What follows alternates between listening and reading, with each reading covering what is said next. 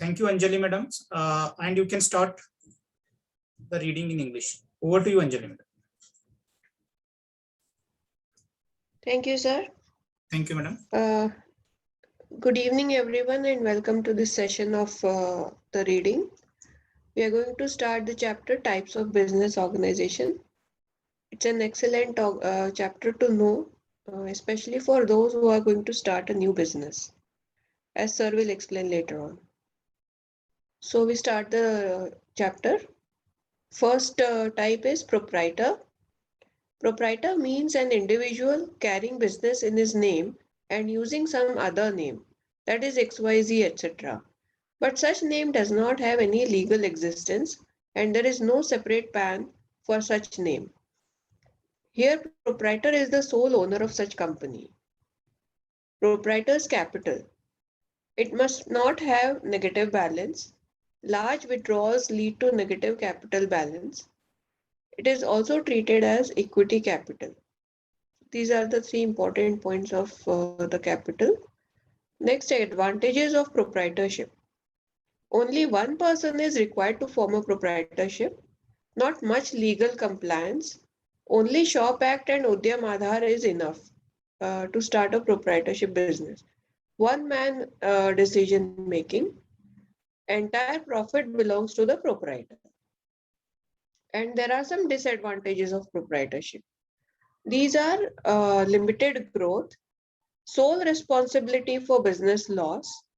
Proprietor cannot take a salary, only withdrawals from bank that are shown as drawings. Low rating given by banks in case a loan is required. Personal assets under risk in case of loss.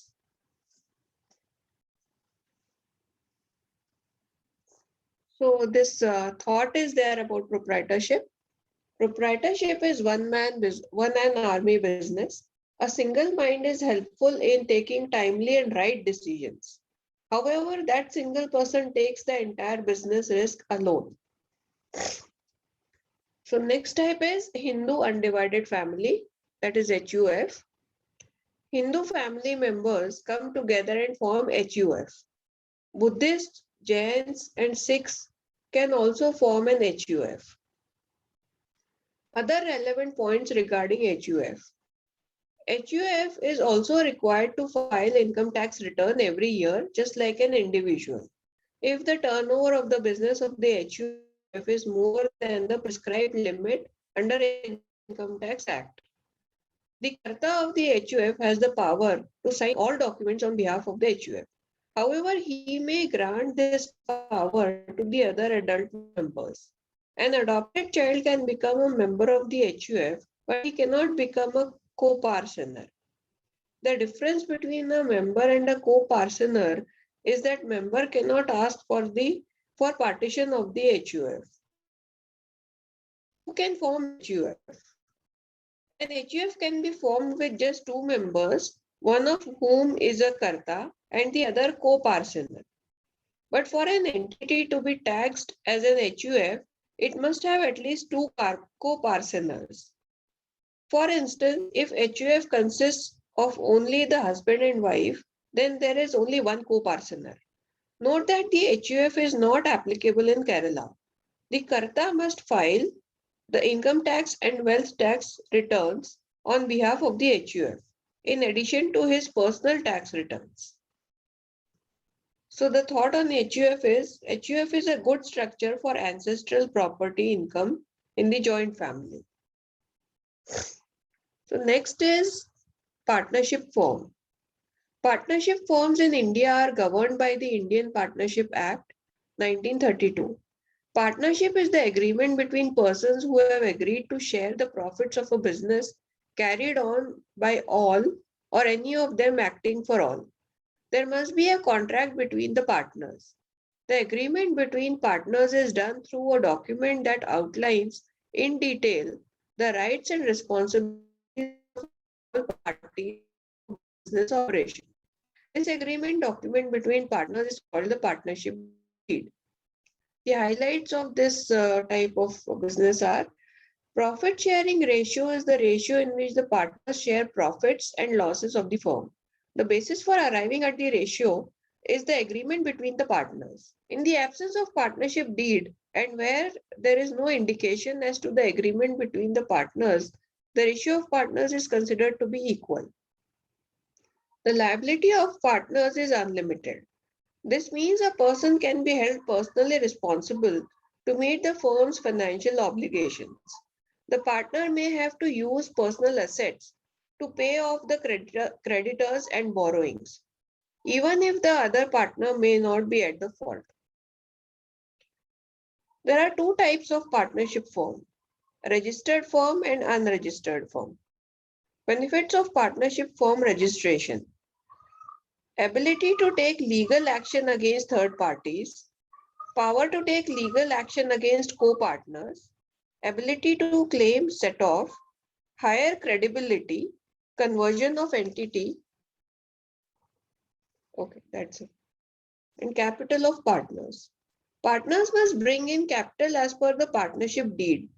Capital of partners in books includes net profit and remuneration received from firm. Some do's and don'ts for an ideal and purposeful partnership. Partners must draw equally from the capital to avoid misunderstanding between them. Closing balance at the end of March must be equal of all partners to avoid disputes. Partners must use separate debit cards for business and personal use. If any expenses are related to a particular partner, then it must be debited to concerned partner's capital account. Partner's capital is also treated as quasi-equity for bank loan purpose. There are two kinds of capital account. Fixed capital account, where amount received as per partnership deed is a part of fixed capital account. And second is variable or current account. Any other contribution for expansion of business is credited to partner's current account. Remuneration to partners is taxable in the hands of respective partners. Share of profit from the firm is exempt under Section 10, Clause 2A of Income Tax Act 1961. Interest on capital is paid maximum at 12% per annum as per Income Tax Act 1961. Same is credited to partners' capital account. Interest on partners' capital is allowed at 6% per annum if the rate is not mentioned in the partnership deed and deed provides for payment of interest. Any other common expenses are shared according to the profit sharing ratio as per the partnership deed. If there are any changes made in the partnership deed due to addition or retirement or removal of partners, then inform all the stakeholders like banks, debtors, creditors, and income tax department. The source of any amount received by partners as capital must be explained, otherwise it is treated as income. So the interest on partners' capital, Section 40B of Income Tax Act, interest paid to partners must not exceed 12%. Amount exceeding 12% will be disallowed. Interest must be specified in partnership deed, then only it is available for deduction under this section. A partnership deed may include clause to pay remuneration to partners in the form of salary, bonus, commission, or any other remuneration. Remuneration is allowed as deduction only if paid to working partners. If paid to non-working partners, it is completely disallowed. Deduction is allowed only if the amount is specified in the partnership deed. Limit is mentioned as follows. In case of loss or profit up to 3 lakh rupees, amount limited is up to 90% of book profits or rupees 1,50,000, whichever is higher. On balance profits, amount is 60% of book profits.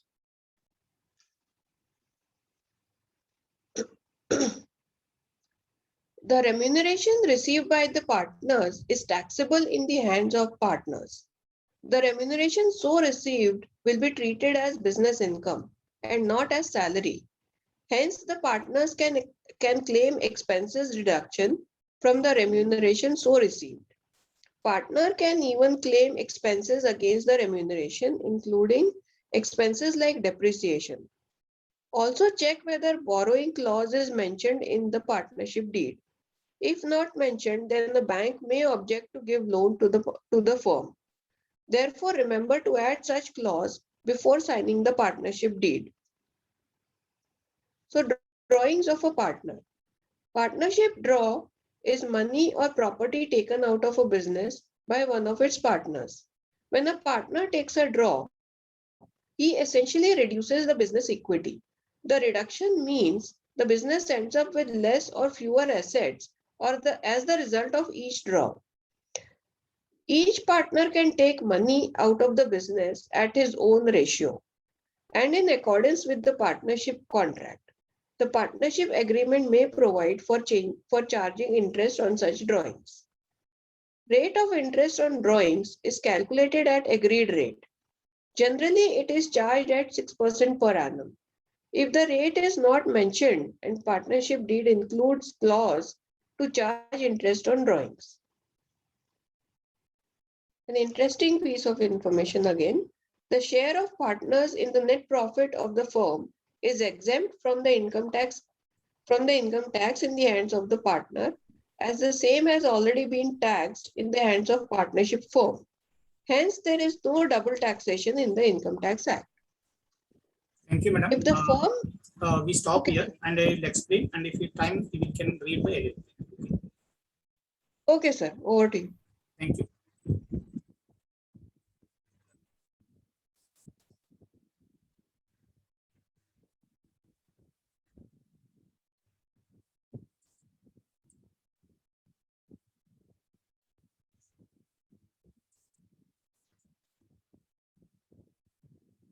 Good evening and welcome all. Thank you, Anjali madam. Thanks to all participants for your time. आज हम लोग एक important chapters discuss करने वाले हैं, that is types of business organisations. जब भी business हम स्टार्ट करेंगे तो सबसे इम्पोर्टेंट सबका दिमाग में ये क्वेश्चन आता है कि हम लोग कौन सा इसमें करना है, अपने को क्या प्रॉपर्टी फॉर्म करना है, क्या पार्टनरशिप फॉर्म करना है, पार्टनरशिप में भी अपने को रजिस्टर्ड पार्टनरशिप फॉर्म करना है, क्या अनरजिस्टर्ड पार्टनरशिप फॉर्म करना है, क्या अपने को एलएलपी करना है, क्या प्राइवेट लिमिटेड कंपनी है। ये सबसे बड़ा सबके लिए क्वेश्चंस होता है। ये चैप्टर्स में आप सबके लिए इंफॉर्मेशन दिया हुआ है। अब एज ए प्रोपरेटर आपका क्या क्या एडवांटेजेस है और क्या डिसएडवांटेजेस है, पार्टनरशिप फॉर्म में क्या एडवांटेजेस है, क्या डिसएडवांटेज है, एलएलपी में भी क्या एडवांटेजेस है, डिसएडवांटेजेस है, प्राइवेट लिमिटेड कंपनी भी क्या एडवांटेजेस है, डिसएडवांटेज है। आज टाइम रहा तो हम लोग एलएलपी और प्राइवेट लिमिटेड भी डिस्कस करेंगे। Mostly it is not possible, we will discuss in next week. हम लोग आज डिस्कस करेंगे प्रॉपर्टीशिप क्या होता है, एचयूएफ क्या होता है। बहुत सारे लोगों को एचयूएफ पता नहीं है, हम लोग एचयूएफ के बारे में भी हम लोग आज डिस्कशन करेंगे। ऐसे ही पार्टनरशिप फॉर्म्स में भी रजिस्टर और अनरजिस्टर्ड पार्टनरशिप फॉर्म होता है, उसके बारे में भी हम लोग डिटेल में डिस्कशन करेंगे। और उसके बाद में टाइम रहे तो हम लोग एलएलपी और प्राइवेट लिमिटेड भी हम लोग देख लेंगे। प्रॉपर्टीशिप जो फॉर्म है, एक individual carrying business in his name using some others name, for example X and Y Z. जैसे आप एक इंडिविजुअल पर्सन है, आप डिसाइड कर दिया मेरे को बिजनेस करना है, तो आप एक शॉप एक्ट और उद्यम आधार निकाल लिया, तो ये भी आपका XYZ ABC आपका कंपनी का नाम आप रख के बिजनेस स्टार्ट कर सकते हैं। एक बार आपका शॉप एक्ट आ गया, उद्यम आधार आ गया, तो आप करंट अकाउंट भी उस कंपनी का नाम पे आप निकल सकते हैं।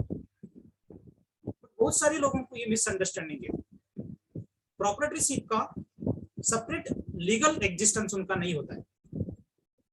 बहुत सारे लोग जब भी प्रॉपर्टी भी होता है, उनका दिमाग में ये होता है कि XYZ company is different and I am the proprietor, I am the different. ऐसे नहीं होता है, क्योंकि उधर पैन नंबर जो है वो आपका ही पैन नंबर है। सिर्फ आप एक एंटिटी का नाम अलग रखा हुआ है XYZ, वो अलग नहीं होता है। जब पैन अलग होता है तो एंटिटी अलग होता है। प्रोपराइटरशिप में पैन जो प्रोपरेटर है उनका ही पैन आपका कंपनी का नाम होता है, उसके लिए उधर अलग एग्जिस्टेंस नहीं होता है। जैसे अब एज ए प्रोपरेटर आपको क्या क्या देखना है, जैसे आपका इंडिविजुअल आप खुद समझते कि कंपनी मेरा ही है, तो आपका ही कंपनी रहे तो आप कंपनी से ज्यादा पैसे विड्रॉल नहीं कर सकते। आप ज्यादा विड्रॉल कर दिया तो आपका कैपिटल नेगेटिव बैलेंस जाएगा, तो आपको कंपनी में नेगेटिव बैलेंस दिखेगा, तो आपको लोन पे प्रॉब्लम हो जाएगा। आपका जो कैपिटल है उसको इक्विटी कैपिटल कंसिडर होता है। एडवांटेजेस क्या है, जैसे आप प्रोपरेटरशिप है, आपका क्या एडवांटेजेस है? Only one person is required for proprietorship. आप एक आदमी आप कंपनी बना के आप कंपनी चालू कर सकते हैं, उधर एक से ज्यादा लोग का जरूरत नहीं है। लीगल कंप्लायंस भी बहुत कम है। आप एक शॉपेट लिया, उद्यम आधार लिया, जीएसटी नंबर तो सबके लिए मैंडेटरी है, और आप एक करेंट अकाउंट ओपन कर दिया, बिजनेस स्टार्ट हो जाता है उसमें, उधर ज्यादा कुछ कंप्लायंस का जरूरत नहीं है। और थर्ड एडवांटेज है वन मैन डिसीजन मेकिंग। आप खुद ओनर है, आप खुद डिसीजन ले सकते हैं। पार्टनरशिप फॉर्म में डायरेक्टर्स में सब लोगों का ओपिनियन लेना पड़ेगा, सबके साथ में डिस्कशंस करना पड़ेगा। बट एज ए प्रोपरेटर आप इंडिविजुअल ओनर है, उसके लिए आप अकेला डिसीजन ले सकते हैं। आप खुद मालिक है, उसके लिए आपका जो भी प्रॉफिट है वो आपका खुद के लिए, दूसरा किसी को शेयर करने का जरूरत नहीं है। ये सब प्रोपरेटरशिप का एडवांटेजेस है। इसका डिसएडवांटेजेस क्या होता है? अभी बहुत सारे लोग सोचते हैं कि प्रोपरेटरशिप में बहुत सारे एडवांटेजेस है, ये ऊपर का सब एडवांटेजेस है, बट इसके साथ में आपको डिसएडवांटेजेस में भी बहुत है। क्या क्या डिसएडवांटेज है? आपका जो ग्रोथ है वो लिमिटेड हो जाता है। क्यों लिमिटेड होता है? अभी आज की सिचुएशन में अकेले आदमी कौन सा भी बिजनेस करना बहुत टफ है। उसका आपका साथ में टीम होना और आपके साथ में अलग अलग एक्सपर्टाइज होना बहुत जरूरी है। कोई टेक्निकली साउंड है, कोई फाइनेंशियली साउंड है, कोई लीगली उन्होंने बहुत साउंड है। ऐसे लोग सब मिलके, जो फाइनेंशियली कुछ लोग साउंड है, ऐसे कुछ लोग मिलके बिजनेस करने से आपका बिजनेस ज्यादा से ज्यादा ग्रोथ होगा as compare to proprietorship. Proprietorship slowly ये इंडिया में फ्यूचर में बंद हो जाएगा, क्योंकि गवर्नमेंट ज्यादा से ज्यादा लोगों को एनकरेज कर रही है कि ज्यादा से ज्यादा प्राइवेट लिमिटेड कंपनी होना चाहिए, एक ऑर्गेनाइजेशन सेक्टर होना चाहिए। उसके लिए जो रेट ऑफ टैक्स है, सपोज आपका इनकम 15 लाख से ज्यादा हुआ तो 30% स्लैब में जाएंगे, but in case of private limited company, उधर आप मैन्युफैक्चरिंग में है तो आपको सिर्फ 15% टैक्स है, बाकी केस पे 22 to 25% आपका टर्नओवर बिलो 400 करोड़ रहा तो टैक्सेशन कम है। जो जैसे आपका इनकम 15 लाख से ज्यादा रहा तो इधर 30% पड़ेगा, बट प्राइवेट लिमिटेड कंपनी में आपको 22 to 25% इनकम टैक्स है। इसके लिए सबसे ज्यादा डिसएडवांटेज प्रोपरेटरशिप में हो जाता है। कुछ लॉस हुआ तो खुद का बिजनेस होता है, क्योंकि प्रॉफिट आपका रहो तो लॉस भी आपका ही है, तो आपका बिजनेस का लॉस भी आपको हो सकता है। एज ए प्रोपरेटर आप सैलरी नहीं ले सकते। जैसे आप पार्टनरशिप फॉर्म में सैलरी ले सकते, प्राइवेट लिमिटेड कंपनी में भी आप डायरेक्टर बोल के आप सैलरी ले सकते, बट प्रोपरेटर में आप सिर्फ ड्राइंग बोल के आप ले सकते, आप सैलरी नहीं ले सकते। जैसे आप बैंक लोन के लिए जाएंगे as compare to partnership form, LLP, private limited company, bank आपको रेटिंग देता है। बैंक का रेटिंग आपका जो प्रोपरेटरशिप है आपके लिए कम हो जाएगा। इससे क्या डिसएडवांटेज होगा? आपका रेटिंग कम होने से आपका प्रोसेसिंग फीस बढ़ सकता है और आपका इंटरेस्ट रेट भी बढ़ सकते हैं लोन के लिए। उसके लिए आपका रेटिंग इसमें कम होकर आपको ये भी डिसएडवांटेज हो सकते हैं। पर्सनल असेट्स अंडर रिस्क, कुछ बिजनेस में लॉस हुआ तो आपका बिजनेस का जो भी लॉस है आपका खुद का पर्सनल असेट्स सेल करके आपको लॉस भरना पड़ेगा। ये प्रोपरेटरशिप का डिसएडवांटेज है। इसमें कोट लिखा हुआ है, proprietorship is one man army business. अकेला आदमी कुछ भी करो, सब अकेला ही करना है आपको। जो भी प्रॉफिट हुआ, लॉस हुआ, बिजनेस आपको करना है। Single mind is helpful in taking timely and right decision. Single mind है, उसके लिए आप कभी आप अकेले में डिसीजन लेने में फास्ट भी डिसीजन आप ले सकते, but single person take the entire business risk alone. कुछ बिजनेस में लॉस हुआ तो आप अकेला बिजनेस का लॉस बियर करना पड़ेगा।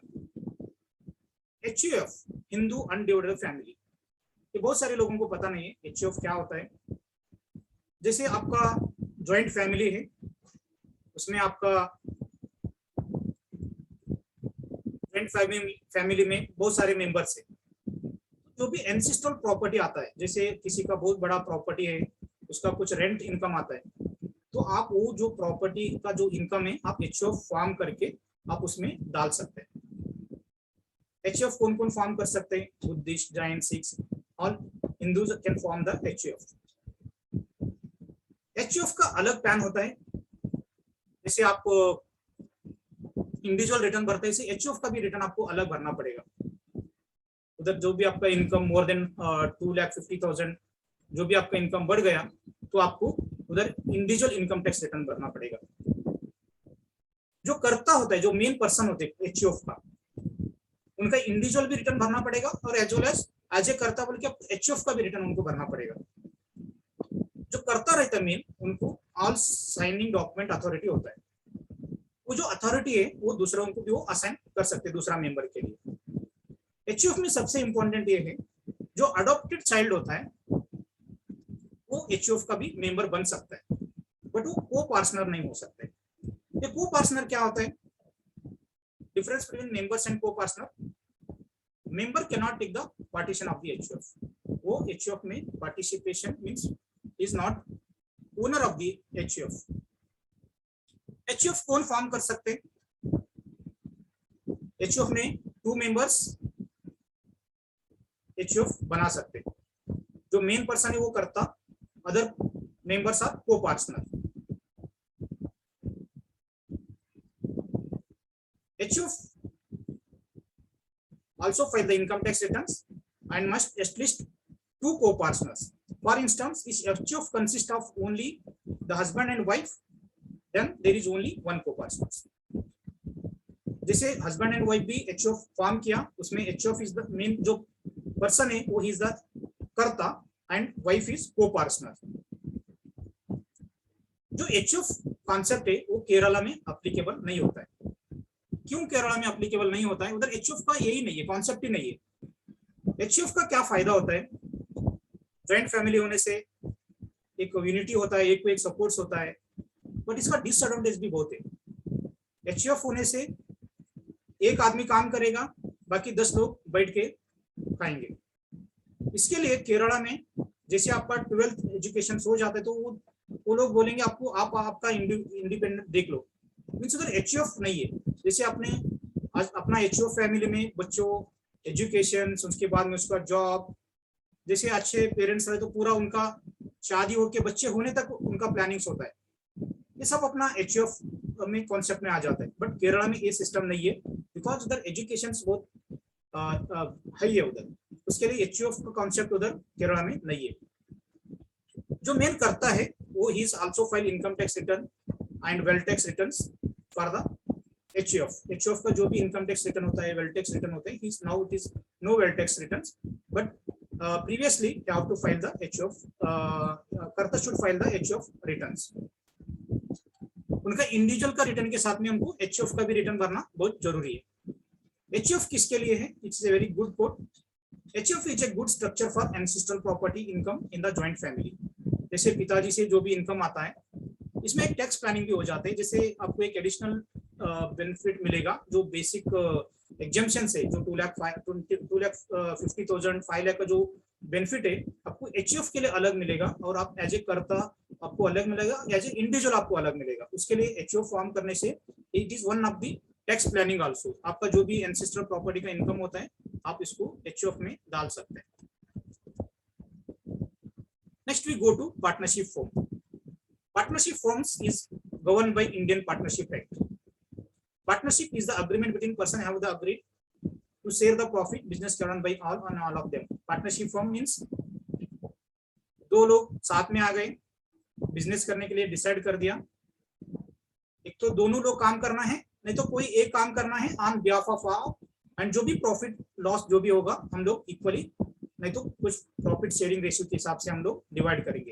ये पार्टनरशिप फॉर्म का कॉन्सेप्ट है। उसके बीच में एक अग्रीमेंट्स होता है, उसके ऊपर अपना राइट्स, अपना रिस्पॉन्सिबिलिटीज, अपना ऑब्जेक्ट ऑफ द बिजनेस क्या है, ये सब पार्टनरशिप डीड में मेंशन किया हुआ रहते हैं। जैसे आप पार्टनरशिप डीड फॉर्म कर रहे हैं तो आपको पार्टनरशिप डीड डिटेल में गो थ्रू करके आपको सिग्नेचर करके पार्टनरशिप में जाना बहुत जरूरी है। उधर जो भी क्लॉज लिखा हुआ है आपका हर एक इसमें क्लॉज लिखा होता है, कौन बैंक ऑपरेशन का क्लॉज होता है, ऑब्जेक्ट क्लॉज होता है, बाकी आपका रिटायरमेंट होने से क्या आपको करना है, एडमिशन के टाइम पे क्या करना है, डेथ हुआ तो पार्टनर का उसमें क्या क्या होना चाहिए, ये सब चीजें पार्टनरशिप डीड में लिखा हुआ रहता है। जैसे भी आप अग्रीमेंट एग्जीक्यूट कर रहे पार्टनरशिप फॉर्म का, आपको ये सब चीजें देखना बहुत जरूरी है।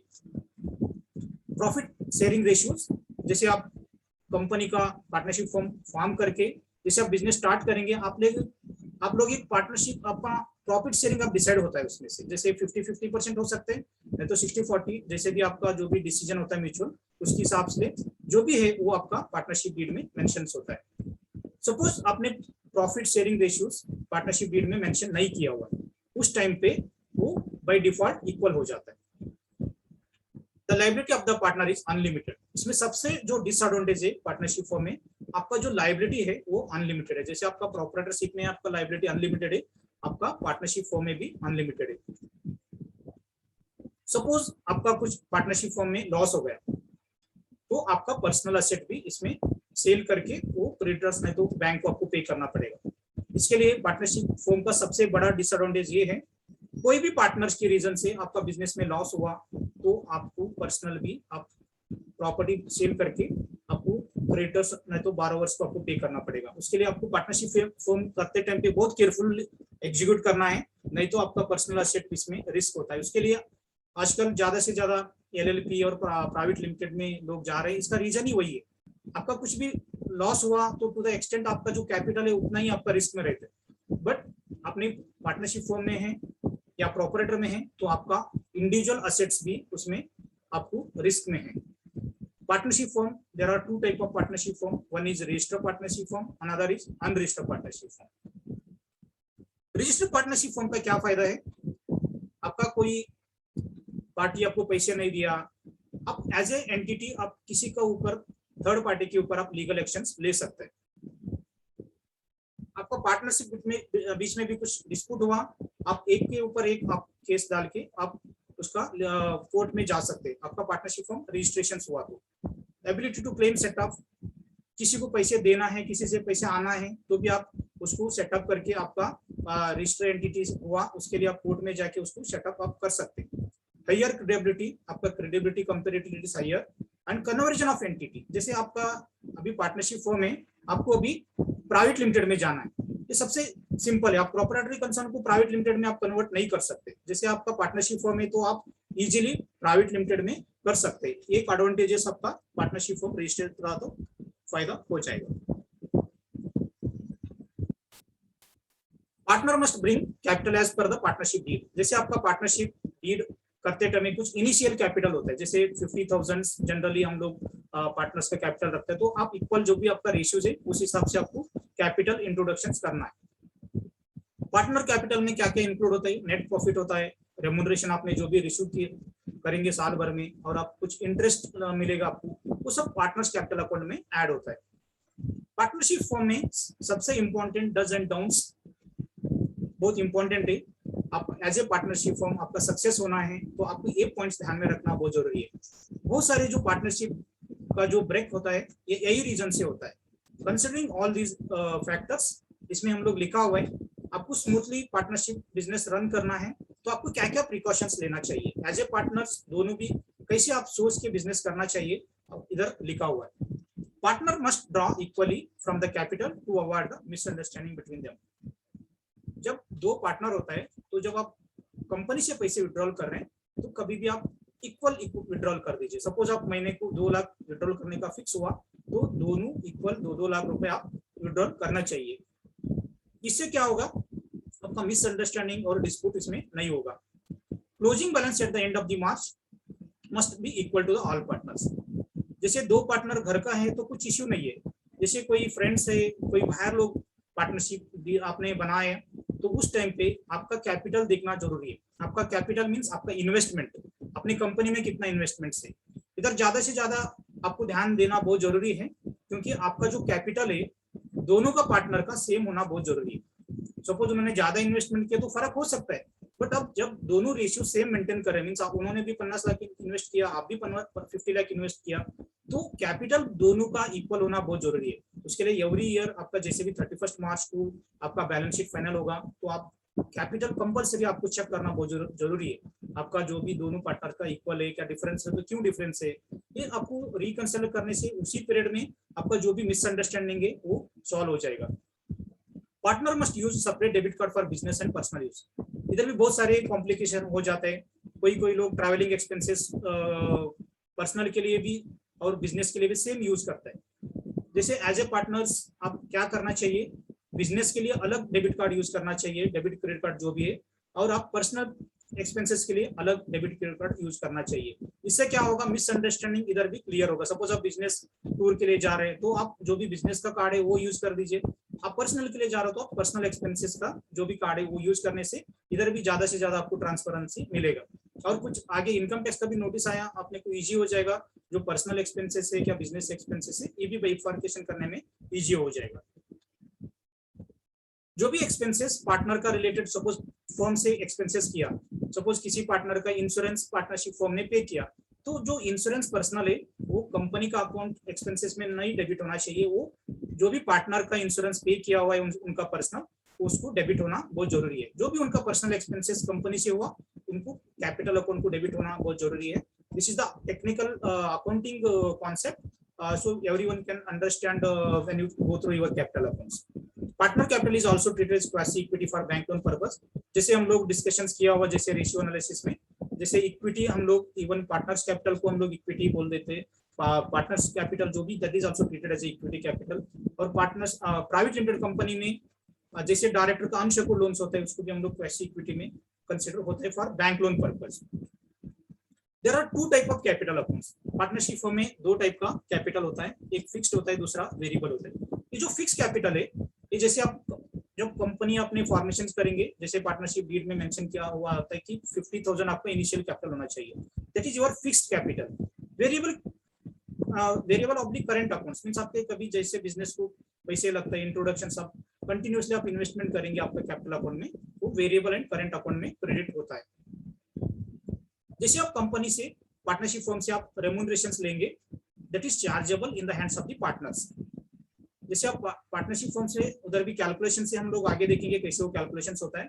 जितना भी आप कंपनी से पार्टनरशिप फर्म से आप विड्रॉल करेंगे एज ए रेम्यूनरेशंस, वो आपको टैक्स पे करना पड़ेगा। उसके बाद में जो प्रॉफिट शेयरिंग होता है, जो आपको सपोज रेम्यूनरेशन जाने के बाद जो नेट प्रॉफिट होता है जो आपको मिलता है वो टैक्स फ्री होता है। अंडर सेक्शन 10(2)A में वो एग्जम्पशन है, क्योंकि उधर ऑलरेडी फर्म की इधर हम लोग टैक्स पे कर रहे हैं, उसके लिए आपको वापस इंडिविजुअल की इसमें आपको पे करना जरूरी नहीं है। इनकम टैक्स में एक सिंपल लॉजिक है, कभी भी उधर डबल टैक्सेशन डबल डिडक्शंस नहीं होता है, आपको ये ध्यान में रखना है। कभी भी इनकम टैक्स में very clear there is no any double taxation and no double deductions, ये आपको ध्यान में रखना है। कभी एक जगह पे टैक्सेशन हुआ दूसरा जगह पे आपको टैक्सेशन नहीं मिलेगा, एक जगह पे आपने डिडक्शंस लिया दूसरा जगह पे आपको डिडक्शंस नहीं मिलने वाला है। ये लॉजिक आपको सबको पता होना बहुत जरूरी है। इंटरेस्ट ऑन कैपिटल, सपोज आपका कैपिटल अकाउंट का क्रेडिट बैलेंस दिख रहा है तो आप 12% मैक्सिमम कैपिटल अकाउंट के ऊपर इंटरेस्ट पे कर सकते हैं। सपोज पार्टनरशिप डीड में मेंशन नहीं है तो आप मैक्सिमम 6% आप दे सकते हैं।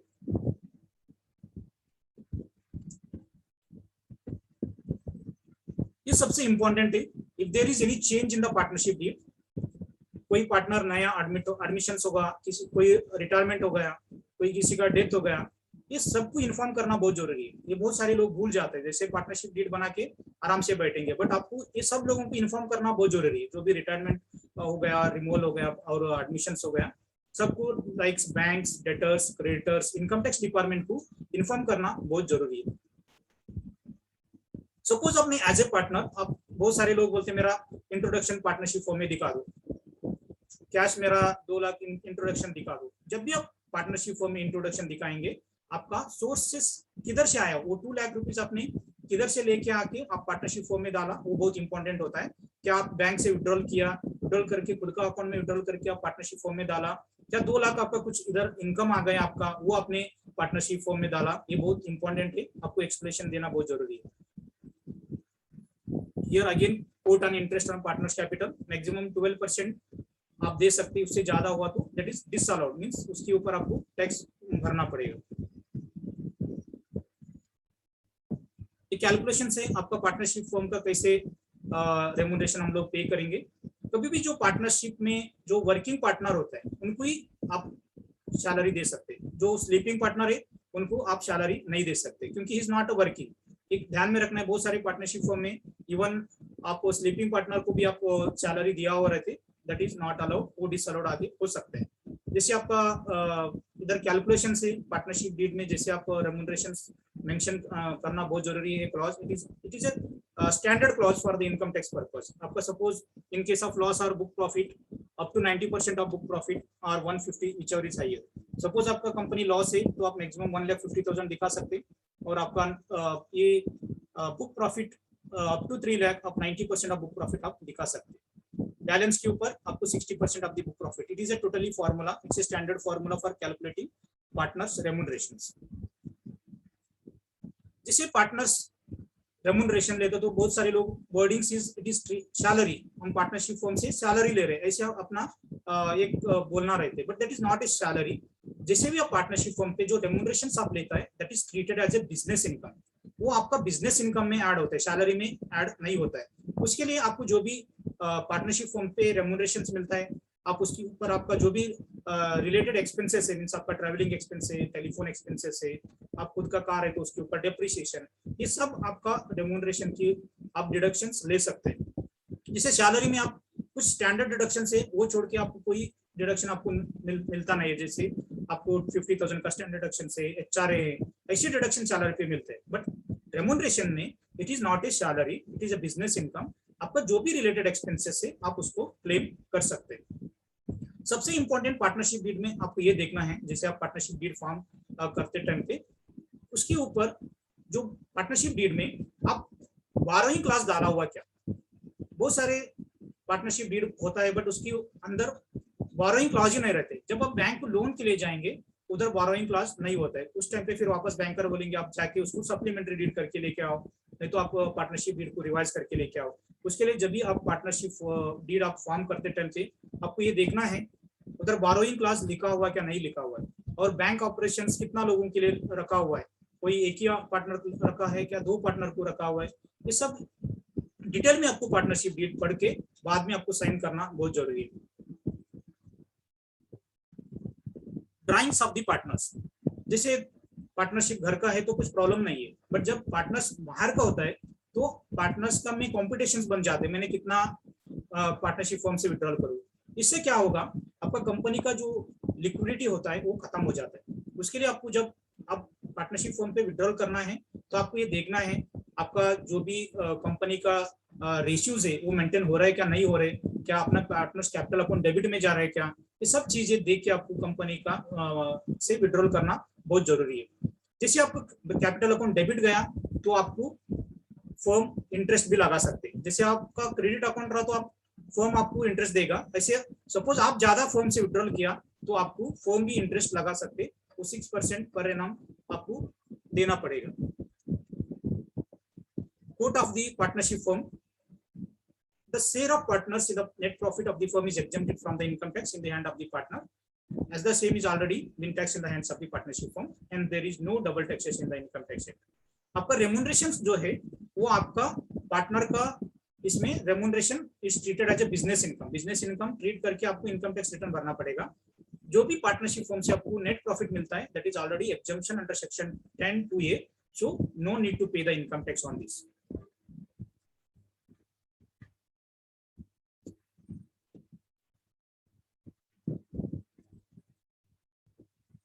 जैसे पार्टनरशिप फॉर्म में कोई पार्टनर एडमिट हो गया, रिटायर्ड हो गया, जैसे आप पहले पार्टनरशिप फॉर्म करते टाइम आप रेगुलर पार्टनरशिप डीड आप बनाते, ऐसे जैसे आपका पार्टनर कोई रिटायर्ड हो गया, नया पार्टनर एडमिट हो गया तो आपको रिकॉन्स्टिट्यूशन डीड ऑफ पार्टनरशिप बनाना बहुत जरूरी है।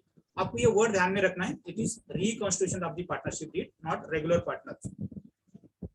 जैसे भी आप पार्टनर आपको एडमिशन देना है तो आपको पार्टनर का ड्यू डिलिजेंस करना बहुत जरूरी है। जिसे पार्टनर आपको लेना है, आजकल में तो गूगल में सबका सब इंफॉर्मेशन मिल जाता है, उसके लिए जैसे आपको पार्टनर बना के लेना है तो आप उनका ड्यू डिलिजेंस करना बहुत जरूरी है। वो बैंकरप्ट तो नहीं है, इधर टैक्स में डिफॉल्ट तो नहीं है, कुछ तो गड़बड़ करके तो इधर अपना फॉर्म में आ रहा है क्या, ये सब चीजें आपको स्टडी करना है। कोई आया मैं 1 करोड़ आपका इन्वेस्टमेंट करूंगा बिजनेस में, उनको पार्टनरशिप में नहीं लेना है, क्योंकि उनका हिस्ट्री भी चेक करना आपको बहुत जरूरी है। आजकल गूगल में सब इंफॉर्मेशन मिलता है, उसके लिए आपको उनका ड्यू डिलिजेंस करके पार्टनरशिप में लेना बहुत जरूरी है। बहुत सारे पार्टनरशिप फॉर्म में जब नया पार्टनर एडमिट होके जो दूसरा पार्टनर रिटायर्ड हो रहा है, तो आपको ये ध्यान में रखना है पार्टनरशिप फॉर्म में मिनिमम 2% रहना बहुत जरूरी है। बहुत सारे लोग पहले क्लॉज में क्या डालते हैं, जो पर्सन है उसको रिटायर्ड कर देते हैं, बाद में उसको एडमिशन कर देते हैं। जैसे वो पर्सन रिटायर्ड हो जाते तो पार्टनरशिप फॉर्म डिजोल्व हो जाते हैं, मीन्स वो पार्टनरशिप बंद हो जाते हैं।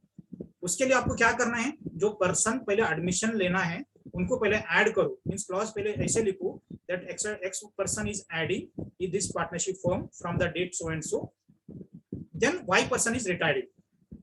Suppose आपने पहले ही लिखा Y partner is retiring and X partner is admission, जैसे Y partner रिटायर्ड हो जाते हैं तो उधर आपका पार्टनरशिप डीड जो है वो डिसॉल्व हो जाएगा, क्योंकि उधर मिनिमम 2 पार्टनर का रिक्वायरमेंट है। ये टेक्निकल ये है, आपको भी एज ए बिजनेसमैन ध्यान में रखना है। तो पहले जब भी एडमिशन और रिटायरमेंट का क्वेश्चन आता है तो पहले पार्टनर्स को एडमिशन करो, बाद में दूसरा पार्टनर को आप रिटायर्ड करो, नहीं तो वो पार्टनरशिप डिसॉल्व हो सकता है।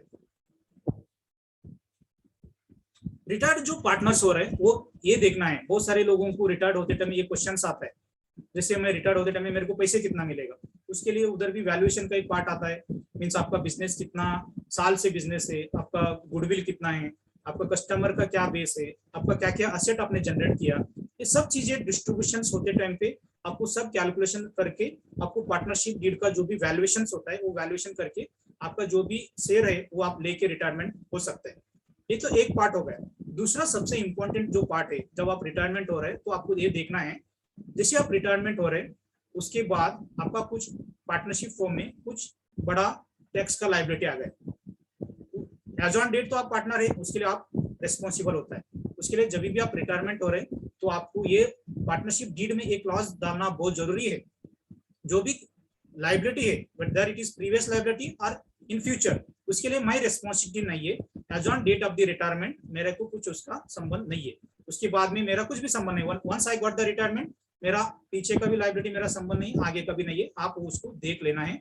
ये क्लॉज मेंशन करना बहुत जरूरी है। अभी बहुत सारे लोग रिटायरमेंट हो जाते हैं, 4 साल के बाद वैट नोटिस आ जाते हैं, उसका 10 लाख लायबिलिटी आता है, तो आपका भी प्रॉपर्टी अटैचमेंट हो सकता है, क्योंकि उस दिन आप भी पार्टनर्स है उस फॉर्म में। उसके लिए आपको वो क्लॉज जो है वो आपको प्रोटेक्ट करेंगे, आपको क्लॉज मेंशन करना बहुत जरूरी है। आप उसमें लिखना है मैंने जब आज रिटायर्ड हुआ, आज के बाद मेरा पार्टनरशिप फॉर्म का कौन सा भी लायबिलिटी के लिए मैंने जवाबदार नहीं है।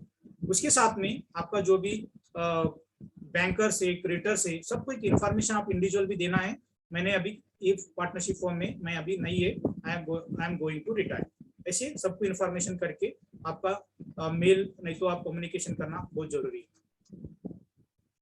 पार्टनरशिप फॉर्म में सबसे इंपॉर्टेंट एक क्लॉज अपना एक कोर्स लिखा हुआ है, partnership form has 2 or more person to manage the company. Multiple minds are sometimes better than one mind in the decision making. All partners with different skill help to grow organizations, but in case of loss, personal property is also under the risk. Partnership form में एक से ज्यादा लोग होता है, उसके लिए आप अच्छा डिसीजन ले सकते हैं, आपको मॉरल सपोर्ट होता है, कुछ फाइनेंशियल का भी आपको सपोर्ट मिलता है, कोई टेक्निकल रहते हैं, कोई फाइनेंस देखता है, कोई प्रोडक्शंस देखता है, कोई मार्केटिंग देखते हैं। ये सब चीजें आप पार्टनरशिप फॉर्म में आपका सबसे बड़ा एडवांटेजेस है। बट पार्टनरशिप फॉर्म में सबसे डिसएडवांटेज ये है, आपका जो पर्सनल प्रॉपर्टी है वो भी अंडर रिस्क होता है।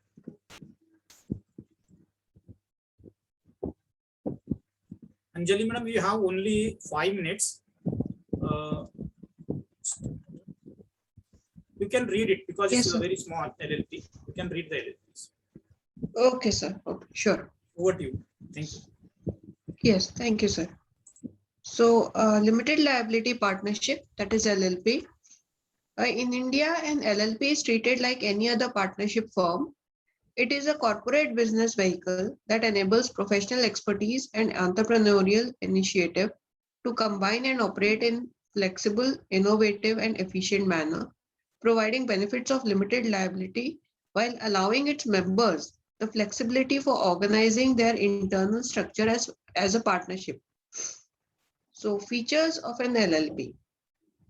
First is LLP has a separate legal entity. That is, the LLP and their partners are distinct from each other. Then minimum 2 partners are required to form an LLP. There is no limit to the maximum number of partners. There is no requirement of minimum capital contribution. Legal benefits of forming an LLP. The liability of each partner is limited to his share and as written in the agreement filed at the time of formation of LLP, as compared to partnership firms having unlimited liability. The partners are not liable for the acts of other partner and can be held liable only for their own acts as compared to partnership, wherein they can be held liable for the acts of other partners as well. Less restrictions and compliances are enforced on an LLP by the government as compared to the restrictions enforced on a private limited company. As a juristic legal person, an LLP can sue in its name and be sued by others. The partners are not liable to be sued for dues against the LLP. No personal assets of partners are under risk if any loss happened to LLP. Taxation benefits of LLP. Surcharge is not applicable to limited liability partnership. Loan to a partner is also not taxable as income. Expenditure for family planning for the benefit of employees can be claimed as deduction under 36(1)(9) as per Income Tax Act 1961. And an interesting thought, limited liability partnership LLP is neither partnership firm nor private limited company. It's an in-between entity. In an LLP firm, partners' personal properties are not under risk in case of loss in business. Over to you, sir.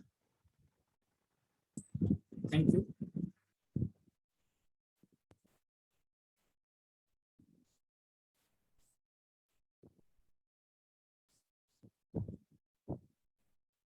Limited liability partnership, जैसे भी हम partnership form में देखा, उधर advantages क्या है, disadvantage क्या है। जो भी पार्टनरशिप फॉर्म में जो डिसएडवांटेज है वो सब एलएलपी में निकला हुआ है। LLP is very popular where some people's coming together and want to do some business, joint venture projects. LLP जैसे प्रोफेशनल लोग हैं, joint venture में कुछ करना चाहते तो LLP is very good. इसमें बहुत सारे फ्लेक्सिबिलिटी दिया हुआ है, जैसे पार्टनरशिप फॉर्म में कितना रिस्ट्रिक्शंस, लिमिटेशन से, वो सब लिमिटेशन से इधर LLP में बाहर आया हुआ है। LLP का फ्यूचर्स क्या है? LLP is a separate legal entity from their partners. Partnership form में पार्टनर और पार्टनरशिप फॉर्म में कुछ लॉस हुआ तो पार्टनर इज लायबल, बट इधर ऐसे नहीं है। LLP is separate legal entity and partners are separate. LLP के लिए भी 2 पर्सन्स लगेगा, उधर नंबर ऑफ पर्सन के लिए लिमिटेशंस नहीं है। एलएलपी का सबसे एडवांटेज ये है, जैसे पार्टनरशिप फॉर्म में 20 लोग आप मैक्सिमम पार्टनर्स बन सकते, बट एलएलपी में ऐसे नहीं है। मिनिमम कैपिटल का भी इधर रिक्वायरमेंट्स नहीं है एलएलपी में। एलएलपी का क्या क्या बेनिफिट्स है? The liability of each partner is limited to his shares. उनका जो लायबिलिटी है, जितना उन्होंने शेयर्स में उनका जो भी उनका पार्टनरशिप कैपिटल उन्होंने डाला हुआ है, उतना ही उनका रिस्क में है।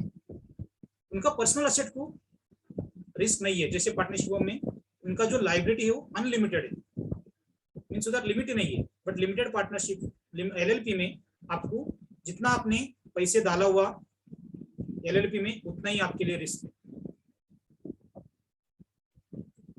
एलएलपी में दूसरा क्या फायदा है? The partners are not liable for the act of other partners.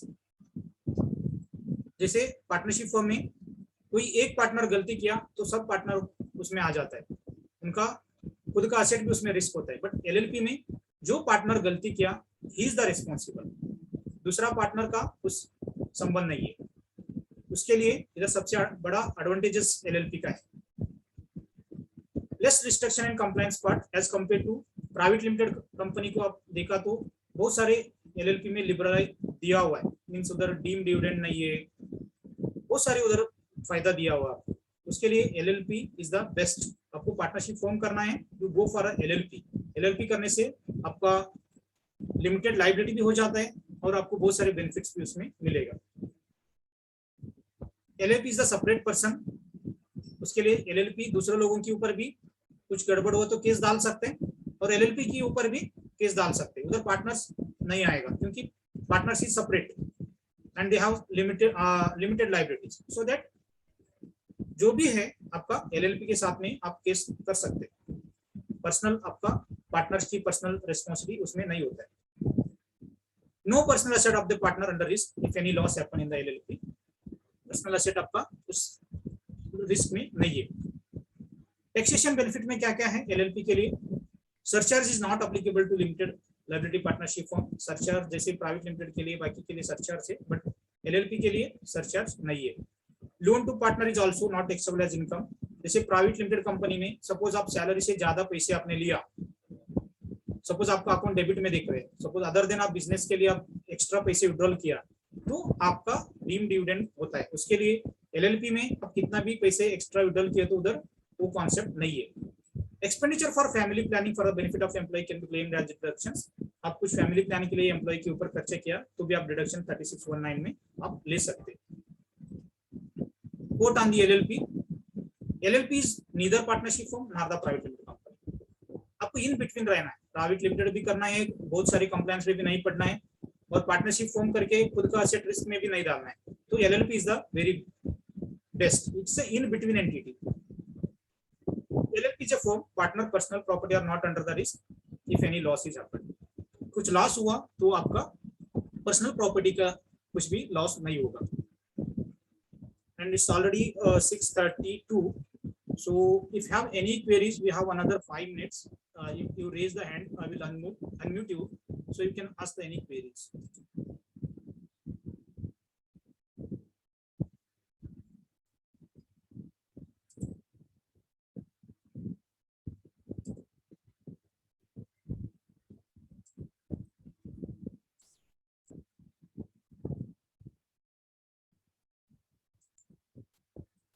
Satish, you are unmuted.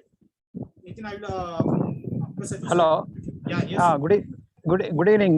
Thank you very much for sharing information. Thank you, sir. One question I have is, can this proprietor company, can it be converted to LLP? Proprietor, no sir, it's not. No. Okay. So there is one company now they are trying to whether there's a possibility. That's why I asked this question. Not possible. So that means you can convert, sir. Conversion is for partnership form. From partnership to LLP is possible, but not from proprietor to LLP. You can go for a partnership to LLP. Okay. Thank you very much. Nitin, you can ask the question. Thank you. So my question is that you mentioned about HUF. HUF gift, how it works? हम कितना ले सकते हैं HUF में gift या funds from ancestor, मतलब family से लेते हैं ना? Yes. मतलब फादर मदर से। Correct. There is no any limitations. You can take any gift. If it is there is a sources, root sources is very important. Suppose आपका ancestral property 100 acre of land है और आपका rent per month 3 crore rupees भी आ रहे हैं, इतना property आपका है, तो you can take that property in your HUF, but उसका रूट सोर्स बहुत इंपॉर्टेंट है। आप कितना भी ले सकते हो, उधर कुछ लिमिटेशंस नहीं है। Okay.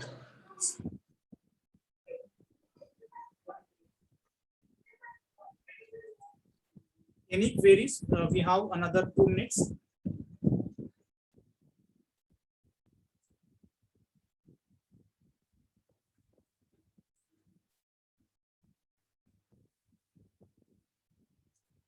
Thank you very much, Anjali madam and all participants for giving your valuable time. Next week we'll read private limited company. These sessions every Thursday we are 5:30 to 6:30. First reading in English by Anjali madam, then I am explaining in Hindi. This motive of the session is to educate more and more businessmen and accountant, develop their skill. ज्यादा से ज्यादा लोगों को reach होके कैसे इसका help होगा, जैसे भी बिजनेसमैन लोग जो स्टार्टअप बिजनेस किया उनको कितना फायदा होगा, जो ऑलरेडी बिजनेस में है उनके लिए भी कैसे बिजनेस में फायदा हुआ, उसका मोटिव रख के हम लोग ये सेशन ले रहे हैं। बहुत सारे लोग, मैंने मैन्युफैक्चरिंग कंपनी का, मैंने लास्ट 15 ईयर से मैंने इस सेक्टर में ऑडिट कर रहा हूँ, तो मैंने देखता हूँ बहुत सारे जो बिजनेस करता है, they are most of them are non finance people, they are strong in technical, but finance में उनका ज्यादा नॉलेज नहीं होता है। इससे क्या होगा, इससे आप 5-10 साल के बाद आपका बिजनेस स्लोली, आपको लोन लेके आप बिजनेस करते हैं, तो आपका प्रॉफिट किधर है आपको कुछ समझ में नहीं आते। आपका कंपनी तो आपने बहुत बड़ा किया, आपके पास 8 करोड़ का मशीनरी है और 8 करोड़ का आपका फैक्ट्री सेट भी बनाया, बट आपका लोन जो है वो 30 करोड़ हो गए, आपको ध्यान में नहीं है। जैसे एनालिसिस आप खुद को करो, ये बहुत इंपॉर्टेंट है। अभी हम लोग कोविड के सिचुएशन में बिजनेस का इफेक्ट हुआ, लोन बर्डन लेके अपने बिजनेस कर रहे हैं, तो आप सपोज प्लानिंग से बिजनेस किया तो आपको ये दिक्कत नहीं आता है। इसके लिए मैं सबका बिजनेसमैन को सजेशन है, आपको बिजनेस करना है, आपका खुद को पहले एनालिसिस करो, आप लोन कितना लेना है, आप फैमिली को क्या रखने वाले, आपने ज्यादा से ज्यादा आप लोन लेके क्या लोन रख के जाएंगे, आप क्या करेंगे उसमें। बहुत सारे लोगों का लोन हंगरी बहुत होता है। जब भी हम लोग बैलेंस शीट एनालिसिस करें तो अपने को रियली वी आर वंडरिंग, क्योंकि उनका जो लोन होता है उनके हिसाब से machinery is the assets, but अपना हिसाब से फाइनेंस के हिसाब से machinery is not at all assets. Suppose आपने 20 करोड़ का लोन लिया, आपका 10 करोड़ का मशीनरी है, 10 करोड़ का आपका खुद का फ्लैट है, फैक्ट्री सेट है। बैंकर पॉइंट ऑफ व्यू, मेरा पॉइंट ऑफ व्यू, आपका असेट सिर्फ 10 करोड़ ही है, आपने लोन लिया 20 करोड़। मशीनरी आपका रेवेन्यू जनरेटिंग एक्टिविटी है, वो डेप्रिशिएट होते जाते हैं, 5 साल के बाद 10 साल के बाद उसका वैल्यू जीरो हो जाता है। जीरो होता है ना तो मिनिमम अमाउंट होता है। इसके लिए मेरा हम्बल रिक्वेस्ट है सब बिजनेसमैन को, अभी की सिचुएशन में आप ज्यादा से ज्यादा लोन बर्डन लेके बिजनेस मत कीजिए।